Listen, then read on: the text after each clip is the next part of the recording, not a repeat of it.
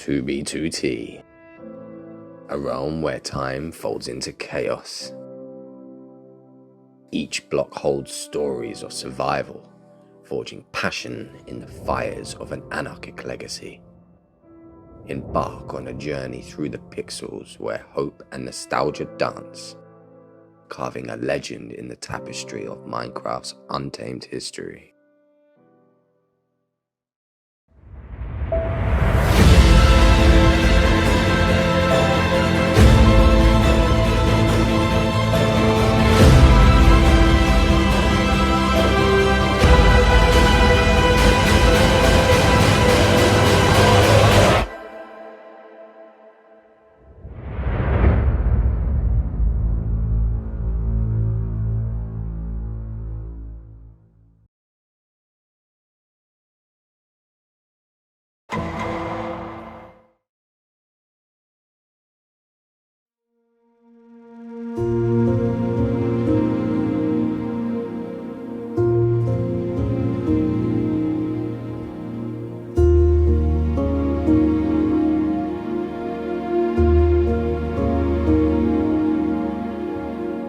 In the waning days of December of 2010, a Team Fortress 2 player, angry that his friend had been banned from the Too Fort Too Furious server, decided to create a game where rules were not something you could break if there wasn't any.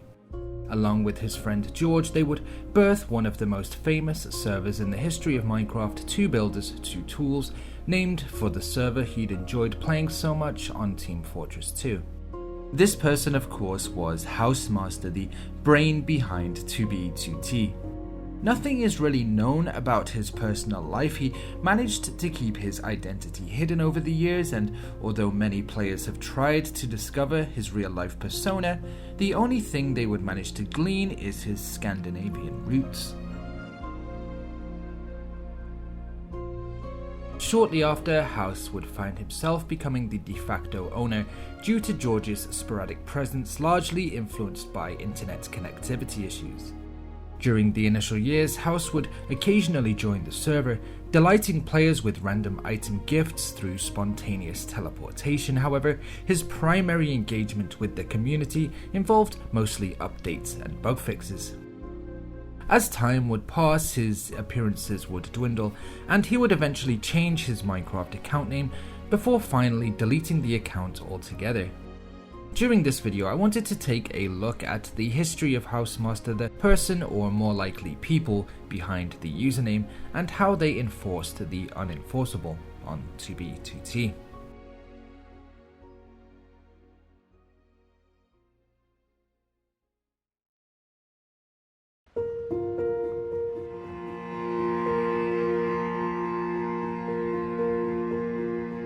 Hausemaster would face his first major obstacle in the form of a backdoor in December of 2011, orchestrated by none other than the notorious Bob. Allegedly, the server admin was consistently dealing with players becoming stuck on the nether roof, and to fix this issue, Bob would offer them a plugin that the admin would proceed to implement. The plugin, however, had some lines of hidden code that would allow her and other players she was close to, like Police Mike 55, XCC2 and Passio 5, access to operator-like permissions.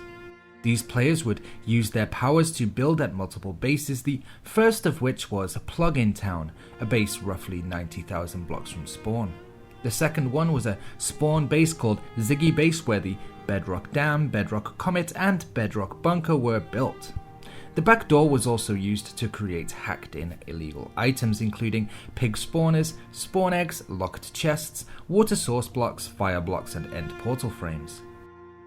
Bob likely also used the backdoor to build end portals in different locations on the server. However, she and Police Mike 55 tried to create an end portal below the NFE base and failed since they didn't place the end portal frames correctly. Once these were discovered, they were removed. On top of this, Bob would use the backdoor to teleport to other bases and destroy them, and once the admins were suspicious of Bob, she was eventually caught by them after they worked with other players to bait Bob to a base. This fake base resulted in Bob teleporting and arriving right in front of the admins, confirming their suspicions. The plugin was promptly removed.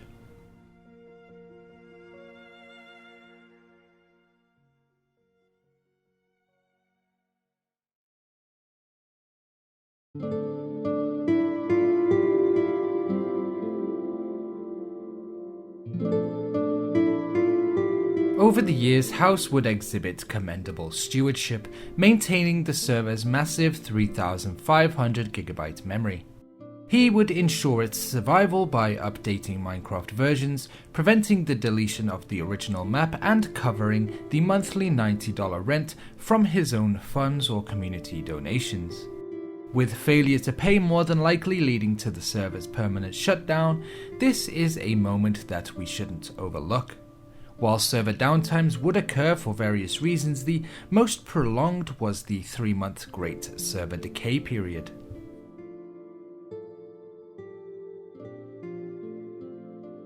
The Great Server Decay, or simply the Great Decay, was a time in 2B2T's history where the player base would stagnate.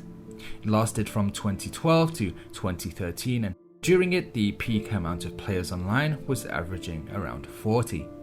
The period was mostly fueled by 2B2T's domain change from 2b2t.net to 2b2t.org, coupled with 3 months of downtime during the change. This would make many players believe that 2b2t was gone for good, and this period is also considered one of the most widely agreed periods on the 2b2t timeline, with many others mostly up for debate. On the original timeline, it was denoted by a skull with not many active groups at the time. To try to combat these issues, Hausemaster would hire helpers and admins to try to lure the player base back, while also executing temporary maps 4 times, each serving a different distinct purpose, such as resolving lag, adapting to updates, and testing new plugins. Hausemaster would begin to institute rules against game-breaking tools, patching various dupes, glitches, backdoors, and hack-based exploits, although initially he had wanted a server with no rules at all, but it would very quickly become obvious that this wasn't really possible due to Minecraft's relatively low security at the time. He would use tools such as MC Edit and World Edit, much to the player's annoyance, to eliminate lag machines and unauthorized bedrock placement. Frostwalker, Elytra glitches, and /kill exploits were also subject to his patches, creating an environment where rules were sparse but the server could run and players could play.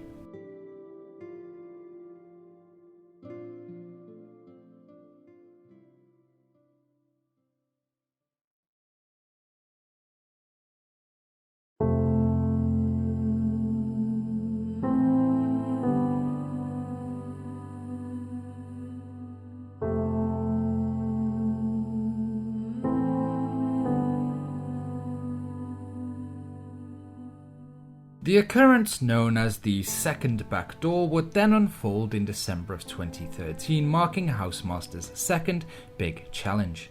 It was orchestrated by players iTristan and Pyrobyte, and its conclusion remains unknown, raising questions about its distinct separation from the subsequent third backdoor. According to iTristan, one of the perpetrators, the server's administrator would seek assistance from coders in the community due to ongoing issues, and in 2013, iTristan would establish contact with the admin, likely through Steam groups.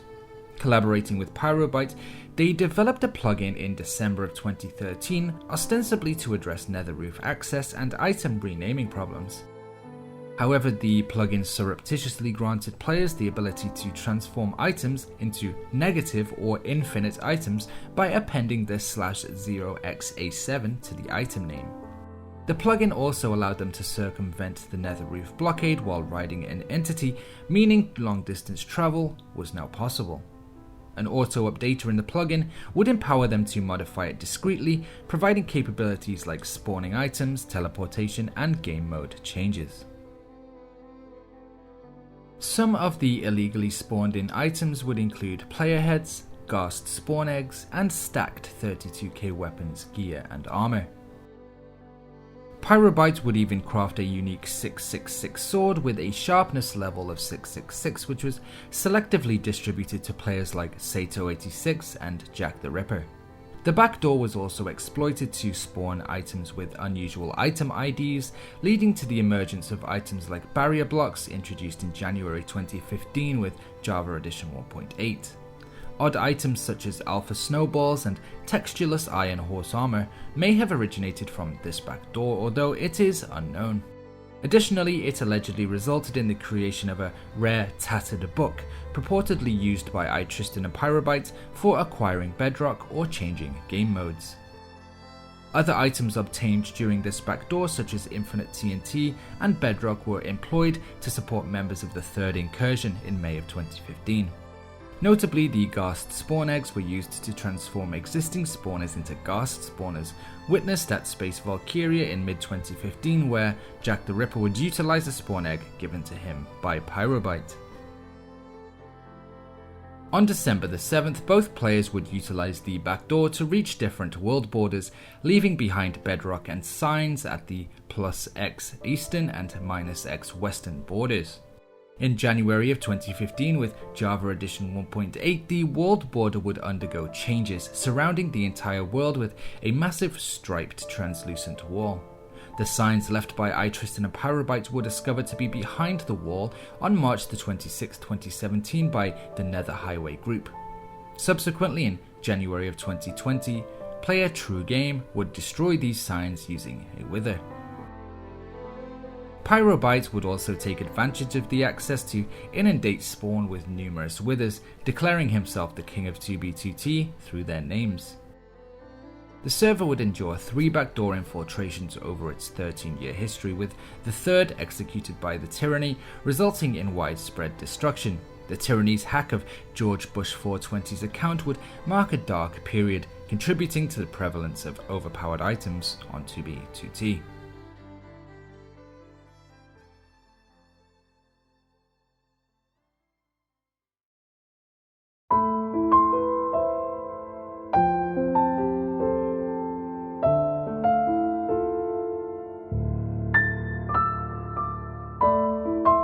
The introduction of a queue system became a flashpoint during the Russia era, when a surge of new players would flood 2B2T. The Camping Russia, a popular Canadian YouTuber, proposed the queue system, leading to the introduction of a veteran queue, which later would evolve into a priority queue. Hausemaster's decision to enlist Russia in the management of the queue system would fuel annoyance within the community as players grappled with the evolving dynamics of access and player hierarchy. Initially, players who had joined the server at any point before June 2016, the date of Russia's arrival, would be given access to the queue, but this is now not the case, with any players able to join the queue with a $20 monthly subscription. This has been a topic of much debate over the years due to the queue system reportedly being botted in order to create longer wait times, pushing people to consider paying for priority queue access. The way the queue works is often mistaken, with players believing that priority queue members are given access to the server first, with normal queue members having to wait, but this doesn't seem to be the case. There would appear to be a split in the player allocation, with a percentage of the given maximum capacity being purely for priority queue members, with non-members only being able to join when another non-member disconnects. This means that no matter how many people are in the priority queue, non-paying players would still be able to join, as would priority queue players the other way around. There has also been controversies over the administration, with the queue being hosted on the Archon, a server owned by the Camping Russia, and a member of his staff, Curtis, being the one in charge of the queue system. Most players believe that Curtis now owns the entire 2B2T server admin account, with fuel being added to the fire when Curtis was discovered to be the admin for the 2B2T subreddit. He was, however, moved from that position after some unsavory behavior, but players still believe he is the owner of the server, having been given access by Russia, who had likely bought the server in 2016. The camping Russia no longer makes 2b2t content nor Minecraft as a whole, having transitioned to playing Fortnite on his channel, so having a staff member on his own server be in charge of 2b2t would make the most sense.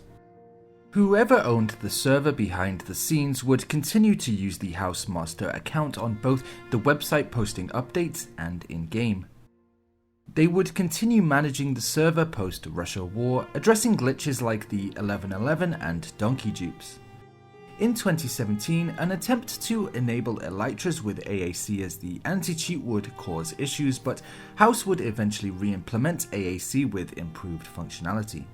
Server improvements, including plugins, would mark 2b2t's progression and are one of the main reasons the server is still playable to this day. The most recent incident, and one of the more obvious clues that the original Hausemaster is no longer in charge, was the 1.19 incident, also known as the Strike, which unfolded across the server from August the 14th to August the 27th, 2023, during the transition from version 1.12 to 1.19. Hausemaster, implementing the update, introduced unforeseen alterations including a soft economy reset.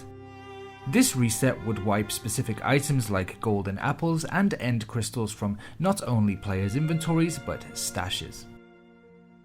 Additionally, the update would include chunk culling, removing certain old chunks loaded in previous Minecraft versions to generate new 1.19 terrain. The player community would react strongly to these changes, expressing widespread discontent. In response, the 2b2t Union would emerge, aiming to compel Hausemaster to revert the alterations. The primary protest method involved encouraging players and Union members to mass refund priority queue subscriptions, causing a significant financial impact on the server. After weeks of financial strain, Hausemaster would yield to the pressure and decided to roll the server back to version 1.12, planning to update again to 1.19, this time without including the contentious changes. This rollback would result in the loss of 2 weeks worth of server progress, however, causing further dissatisfaction among a minority of new players. Just before the rollback on August the 27th, Hausemaster would issue a lengthy apology, outlining the initial reasons for the changes and assuring the player base that such alterations would never happen again. This would mark a triumph for the 2b2t Union, achieving its main objectives.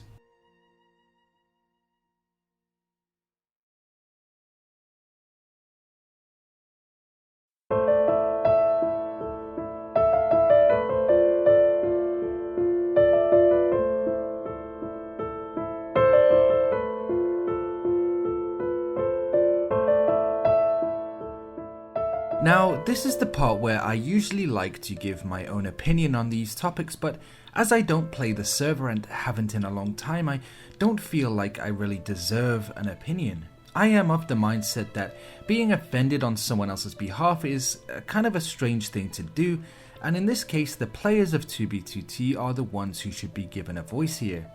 After all, they are the ones that have put hours, days and weeks into the server. They are the ones that have created the legends, myths and stories, and they are the ones who brought the server into the limelight and made it into the incredible place it is today. I have made maybe 6 or 7 videos on different topics, people and events on 2b2t, and there is no other server I can think of with such a rich history. Yes, Hausemaster created the server and was a good admin by all accounts for the first 4 to 5 years, but the lack of respect shown to the players during the Russia queue situation was objectively wrong, and I don't need to be a player to see that. The Hausemaster account was finally deleted in 2021, but even before that, I'm pretty convinced that the man who made the account and the server was already long gone. It has been well documented that he refused offers for the server multiple times, so to have given up his creation would have either been for a larger amount of money or maybe by some more nefarious means. But the house that governed 2b2t during its conception and formative years will almost definitely be remembered fondly by a lot of players. Time will tell if 2b2t will ever return to its former glory, but for now the players and legacy are in limbo. And as the old adage goes, You don't know what you have until you lose it.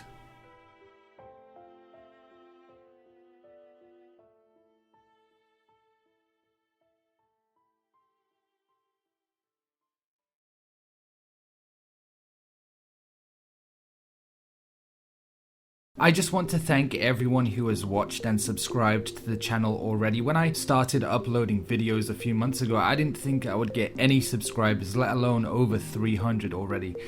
Thank you as well to everyone who's commented. It always gives me like so much motivation to keep grinding when I see people like what I do. It really means a lot. So don't forget to subscribe down below if you haven't already. If you liked it, hit the like button, and I'll see you in the next one.